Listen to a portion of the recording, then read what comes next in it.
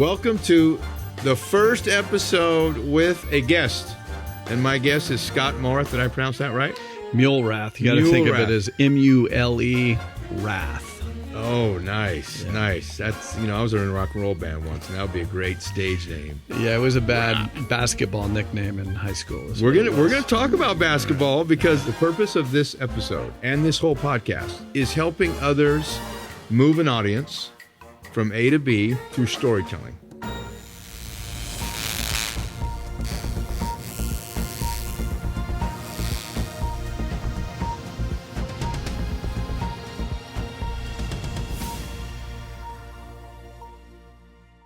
You have a diverse group of folks at the Chamber, from the solopreneur to Fortune 500.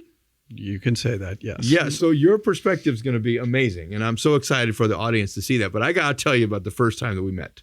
You don't remember it, I guarantee. I hope you don't remember it. Try me. All right. The first time I just moved here from Seattle, and it was from a town called Woodinville, Washington. And this was 2018. And if you remember back then, we had the Chamber connect in person, right? So we all arrived. Now, I'm coming from Bellevue Chamber, South Lake Union Chamber, Seattle Chamber. And the reason we moved here, Seattle's stuffy. They call it the Seattle Freeze. And we were just immersed with this Henderson, and we labeled it all as Vegas. And I'm always the kind of guy that I got to ask a question that's going to spark the audience or what. And you had asked any questions. So I raised my hand. I don't think I remember this. And I asked you about the marketing of your business from the Valley. And if people say, I'm from Vegas, or if they say Henderson, because nobody knows Henderson. And I don't know if I offended you, but you stood up for Henderson in a way that I was like the Elmer Fudd that goes in the cartoon. Do you remember that? Tell me about your love for Henderson versus Vegas. Tell me about that. So the new member briefing, it was in person. It was in our boardroom, right? Yes. So pre-COVID, right? Henderson as a community, and when I think of the Chamber in regards, first off, I always say, hey, we got more members in Las Vegas than we do in Henderson. So we're doing something right. Amen. We are moving the room. People come find us because we connect the dots so well across the valley. But Henderson very specifically, there's a reason that companies have settled in Henderson and they have not settled in Las Vegas. Mm-hmm. And it is the same thing that I saw when I first became CEO almost 15 years ago, is that there is a very strong community in Henderson. And community means so many different things, but for the Henderson Chamber, it was about building a brand around community. And I think over the years, that community has expanded well beyond the city limits of Henderson. Mm-hmm. But Henderson's a special place. So companies have settled into Henderson for the community element. Yeah. We all need the Strip to be successful. We need to have the hotel rooms full. That's what drives our economy. But we bring a community element that maybe you don't find in other corners of the valley. Yeah, and I just found it striking how much you defended. It was a real moment for me. I just moved here. And, I lived in Bellevue. I say Seattle. There's always that. But just your passion, I was like, okay, this is different. It was really impressive. And the second time, COVID hit, things changed. And I was with the Chamber since 2018. I took a year off, but been with it ever since. And you and I never really had conversations. And I found out later that you're a basketball coach, or were a basketball coach. And I'm a basketball coach. So we would always do the head nod, the coach head nod, I call it, where you walk by someone, you're like coaches don't need to talk to people. We're very secure in what we do. So tell me about the coaching basketball was with your daughter? Yeah. Well, first I got to start with my very, very, very short collegiate basketball playing career. So I went to college at UC Davis. And at the time, when I graduated high school, I was the best player on a horrible basketball team. And so I went to college at UC Davis, at the time Division II. And as a freshman, I sat on the very end of the bench on the JV Division II team at UC Davis. Wow. And then Troy, I didn't do a very good job of balancing athletics, academics, and everything else that a freshman has to deal with. So my basketball career was very short-lived, as in weeks. But now I can say UC Davis, it competes on a Division I level. So I can say, hey, man. Yeah. Well, my basketball story is my brother and I, my brother's producing the show. Brandon couldn't make it, but we went to a very small school. We'd never played. We were football, and then little bit of baseball. And so I moved to this private school in 10th grade, and they didn't ask you to play. They told you what sport you were going to play. Little school in the Big Island, Henry Opukai'ia Christian school.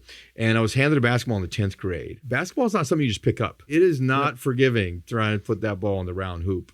And when I went to college, from 10th grade to senior year, a couple of years after, I'd gotten a little bit of skill. But mainly I was a guy that wasn't qualified to start, but the coach couldn't bench me because of the effort. You know what I mean? You played with those guys exactly like that. What you mean. Yeah. I made it very difficult for the coach to put me on the bench. And so I went to tryouts for Northwest College at the time, and I was not qualified to be on that same court and hurt my knee. And the next night, my brother came home and he says, "We're going to start a band." He had just got back from a DC Talk concert. And from that moment, it was music all the way until I got married and had kids and was in the band life. So I still do basketball coach for Lake Mead Christian. We were at state last year. It was an amazing experience. But let's talk about your origin story with the Chamber, because your background's business. Yep. So tell me more about, like, the Chamber recruit you? How did that come about? Prior to being CEO at the Chamber, I worked for a company called Forest City Enterprises. And they were the fourth largest mall developer, regional mall developer in the country. And so I managed the Galleria at Sunset, was involved in the downtown redevelopment project. Forest City built the new city hall. That's for the city of Las Vegas. And company ownership wanted to have a casino in Vegas. And this was pre-Great Recession. So drinking the Kool-Aid. And they overextended. And eventually, Forest City is any longer a company, they were a great family-run business. But I was on the board of the Chamber of Commerce, started on the foundation board and went to the board of directors. And the Chamber, from my vantage as a board member, never remade itself coming out of the recession.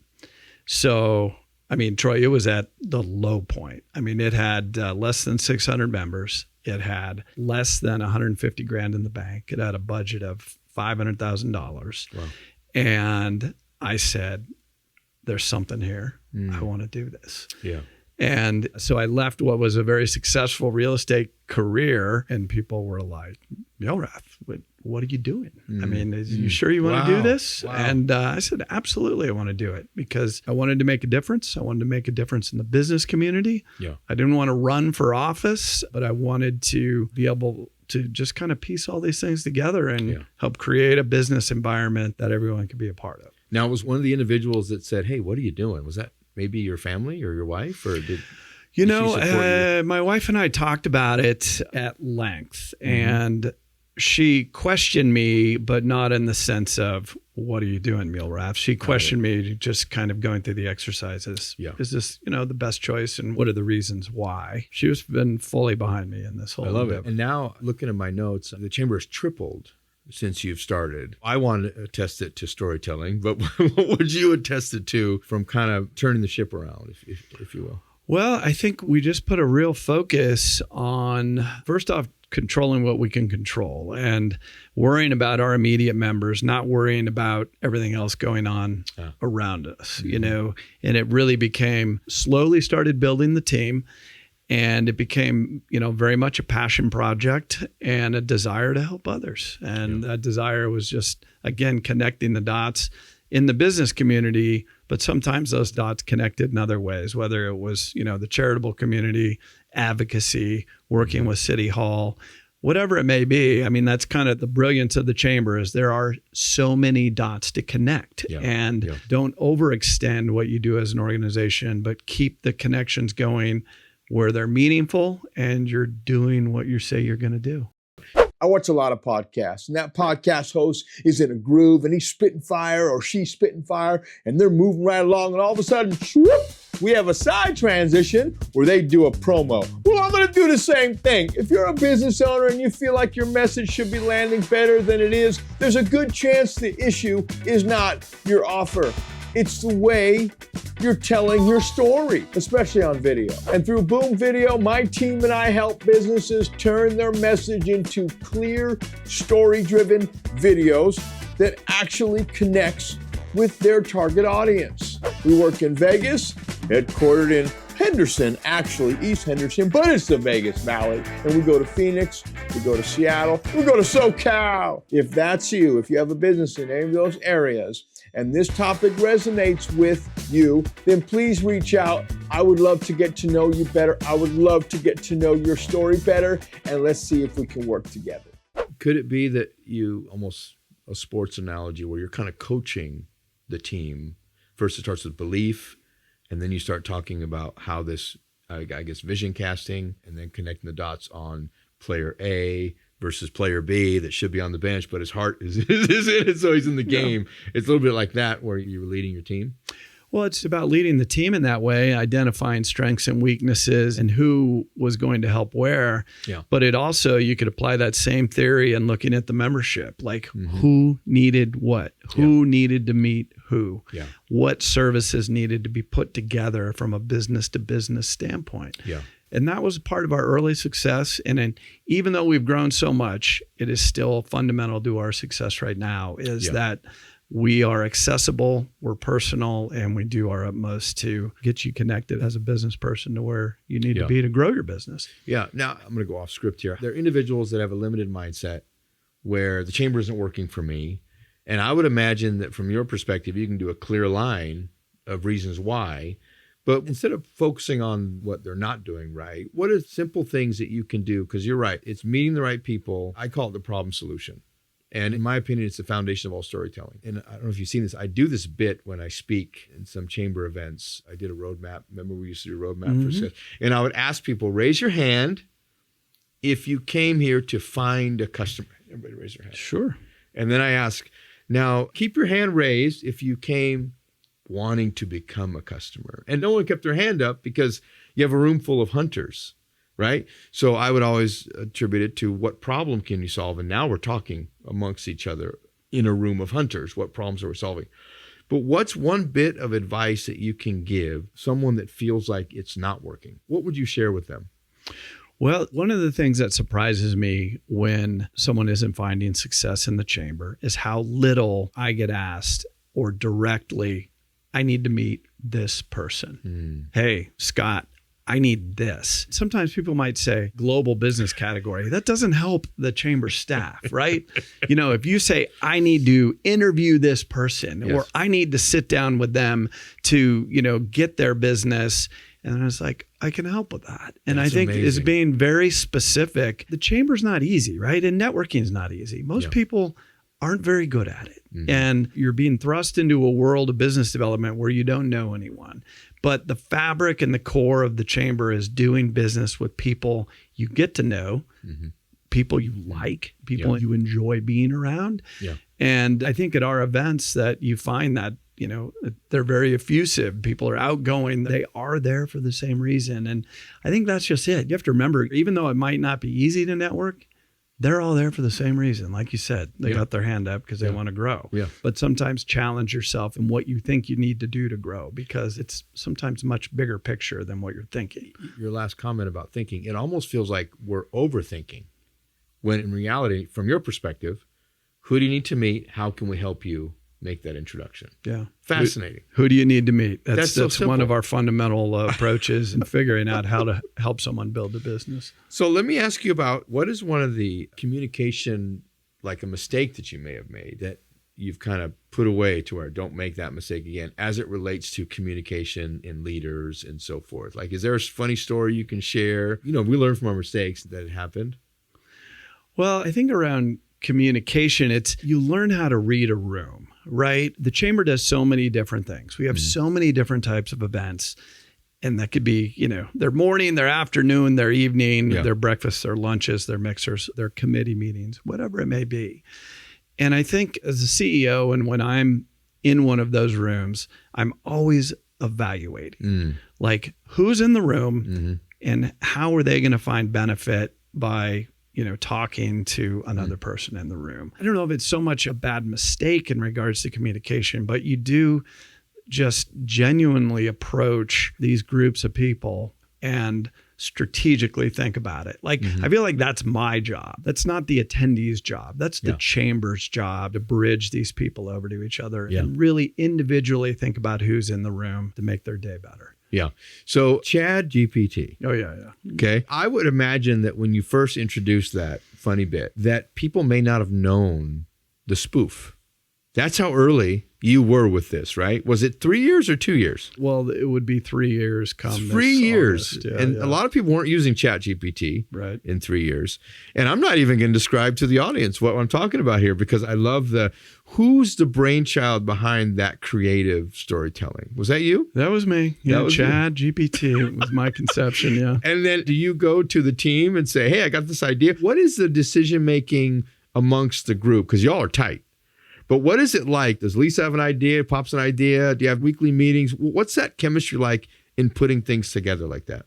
Well, ideas are always flowing freely, right? And most of us have worked together for a very long time. So we just kind of get it. We get where each is going. And if something doesn't make sense, we'll be like, I don't think so, Scott. But we've had a lot of fun with the State of the Chamber and the different themes we've done over the years. And Chad GPT was a definite win. He's got his framed picture in our boardroom. He does. What is the most talked about campaign, would you say? And are they released at the State of the Chamber? Is that kind of the... Yeah, the ones that most often get referred to when we've done spoofs of The Office, and we call it The Chamber, and it would be formatted like The Office. Those have been quite amusing, and everyone always asks me, why we didn't do that when we didn't do it. So. I bet. Yeah, it has jumped the shark a little bit, but it's still fun. What about storytelling? So when you think about your role and how it plays with you, how does storytelling come? I'm assuming it's natural for you. You naturally tell stories, but is there a story that you would share with someone that comes up more often because of their situation that they're in? How does storytelling come into play with your role?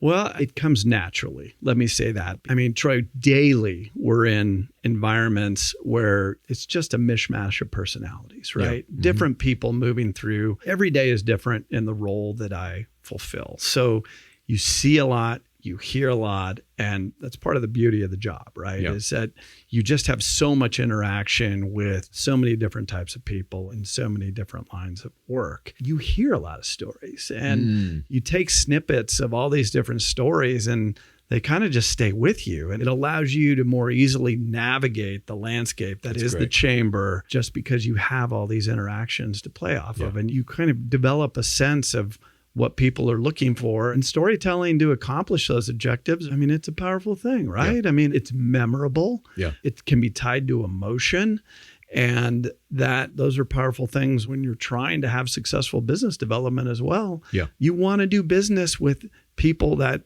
you have good ties with, that you have fun with, that you share good stories with, and that you're part of each other's stories. So I think that's just part of the personal thread that is the Henderson Chamber, and that our organization is truly a collection of stories. I love it.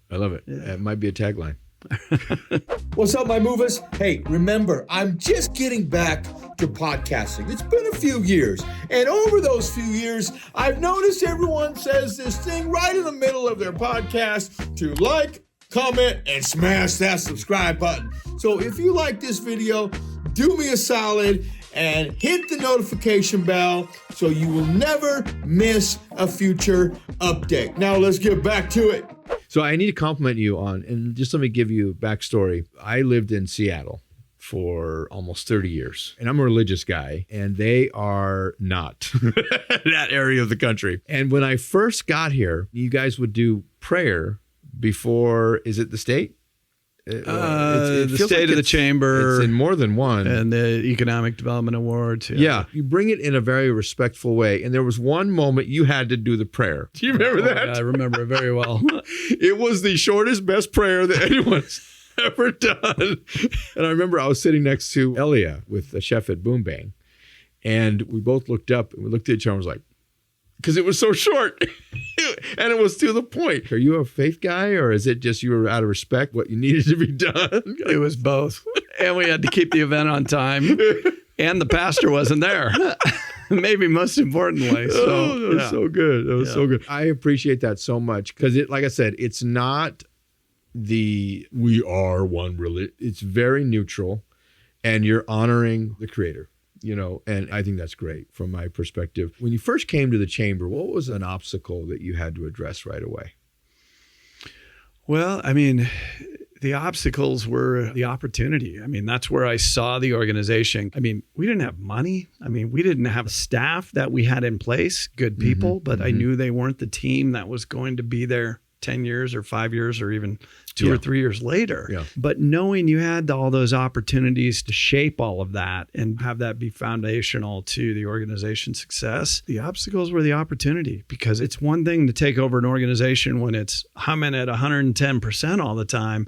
But when it's, acting at 32% of capacity and you believe in what you can do, that's where I'd rather start. But there's a lot of obstacles you have to overcome that are different obstacles than if the organization is performing efficiently. Yeah. And change management, that's a skill set, one, highly paid, right? People can come in and do a change management, but really that's the hat, I'm assuming you had to have when you got in there in the first place, of how do we change this and what do we need to do? How about, because sports is coming. I think they announced the NBA's going to be on its way. Next up, I think the owners approved it. Not that we're competing with Vegas. We're all one valley. But it feels like the relationship with Henderson and professional sports teams is really strong. Where did that come from? Well, I mean, there would not be another city in the country that has done more in the space of professional sports development than Henderson. And that's a big statement, right? Wow. But I'm 100% sure on this. And a couple of things I'll speak to, because the Chamber had a role in the arrival of hockey and professional football to Henderson. Here's how. In the very early years after I started in the Great Recession, when people never thought anything was ever going to be built again, in West Henderson, there was some land out there. A developer was trying to rezone it from industrial use to high density residential. The Chamber was very much opposed to that because we knew West Henderson was the frontier to really grow Henderson's economy for industrial development and other uses. And so we advocated. They ended up not changing the zoning. The developer wasn't happy. But then now you fast forward and the land we're talking about is now the Raiders practice facility. Okay. All right. Okay. So, and that whole area is blowing up. Oh my goodness. It's all blown. Yeah. It's done. I mean, I'm it's all kind of built jealous because out. I live in Yeah. East Henderson. Yeah. It's all built out. Yeah. But then when you look at downtown on Water Street, for example, they used to have the Henderson Convention Center, which was very old, out of date, and not much happened there. We had a group through our Henderson Development Association, which is the economic development arm of the Chamber, that was strongly advocating not for the city to put money into revamping or remodeling the center, but let's look at tearing it down and finding a partner. And the timing was very fortuitous because that's when Bill Foley showed up on Water Street. Okay. He was the partner, and the city did a great job of driving the deal and making a partnership with the Knights. But that was the end of the convention center, was the beginning of the relationship with the Vegas Golden Knights. Is there, because my vision is to really be the capital of faith-based film. Like, that's my ultimate vision.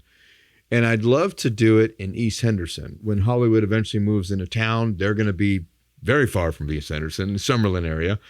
Is there a lot of opportunity for East Henderson that you can share without revealing anything that we can look forward to?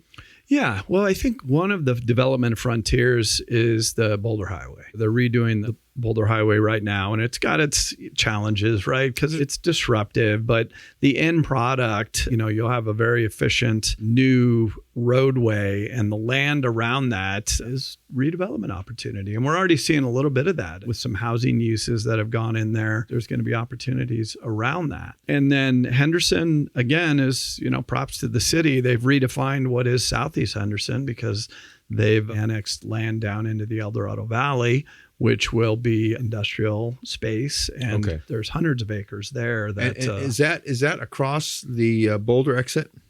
So that corner of the valley once you pass Railroad Pass, that used to be the old edge of Henderson. When you pass the Railroad Pass Casino, that's how you knew you were getting to Boulder City, because there's no casinos allowed in Boulder City. So that was the very edge of Boulder City. Okay. But then Henderson annexed the land down into the El Dorado Valley. There's some solar farms down there, but there's also a lot of industrial capacity that'll eventually take root So a big there. movie studio could be right on that, right? It's quite possible. You'd be next door to Amazon probably, but that's all right. That's awesome. What's something people don't know about you that you can share? Oh, I think people generally think I'm pretty uptight. I mean, they don't know that I have a sense of humor. They say they don't. You're kidding. No.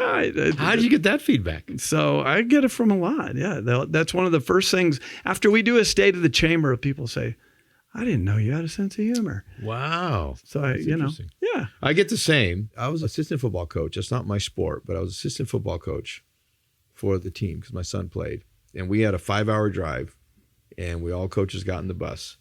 And I sat next to a coach. I don't remember his name. And we did not say one word to each other the whole time. Yeah. That's what I attribute it to, is that the head nod is all you need to communicate because you're not shy.